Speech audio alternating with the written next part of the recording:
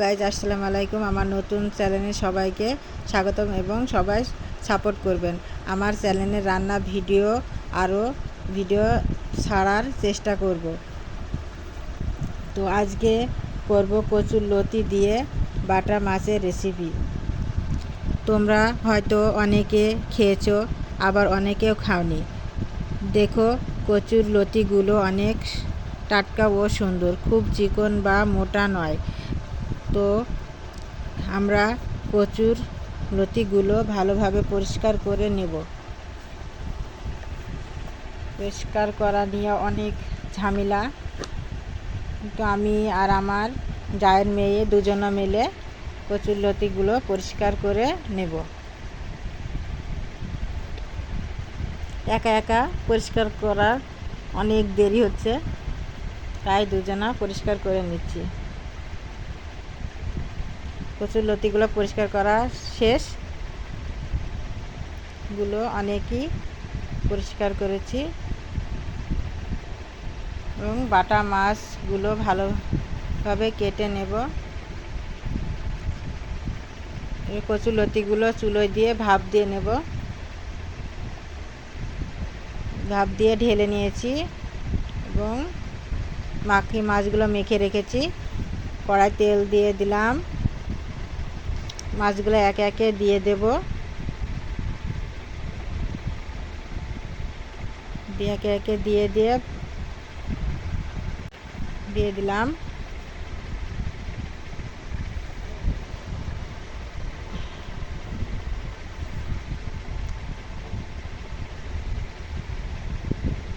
এক পিঠ ভাজা হয়ে গেছে, এবারে উল্টে দেব। ভালোভাবে উল্টে যেন ভেঙে না যায়, লাল করে ভেজে নিচ্ছি।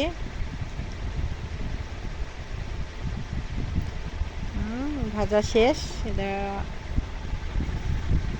ভাজা শেষ হয়ে গেছে। এবারটা তেল দিয়ে দিলাম, আর পেঁয়াজ বাটা দিয়ে দিলাম, এটা কাঁচামরিচ বাটা দিয়ে দিলাম, জিরে বাটা দিয়ে দিলাম, রসুন বাটা দিয়ে ভালোভাবে নেড়ে চেড়ে হলুদের গুঁড়ো পরিমাণ মতন,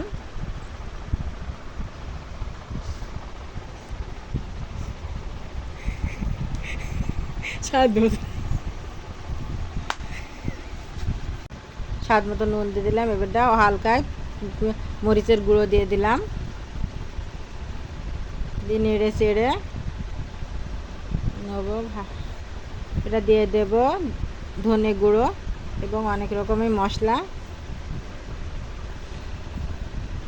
দিয়ে দিলাম। সামান্য পানি দিয়ে দেব।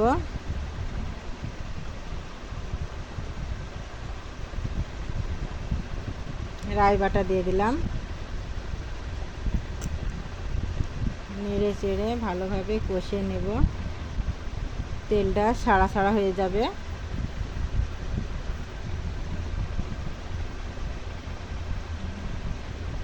তেল ছাড়া ছাড়া হয়ে গেছে। এবারে লতিগুলো সেদ্ধ করা লতি ঢেলে দিলাম।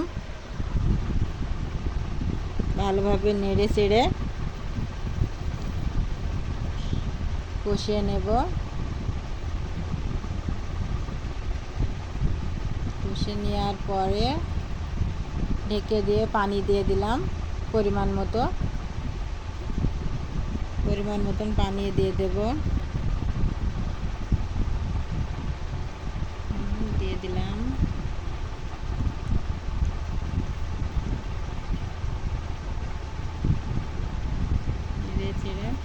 ফুটানো হয়ে গেছে। এবারটা একে একে মাছগুলো দিয়ে দেব।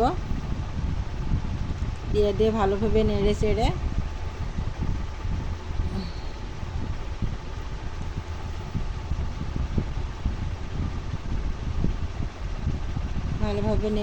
দেব। এবারটা ঢেকে দেব।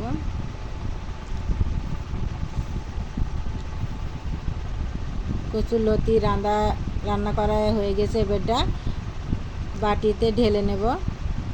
ঢেলে নেওয়া হয়ে গেছে। আমার কচুর লতি রান্না করা যদি কোনো ভুল ত্রুটি হয়ে থাকে আমাকে কমেন্টে দিয়ে দেবেন এবং সাবস্ক্রাইব করে নেবেন। আসসালামু আলাইকুম।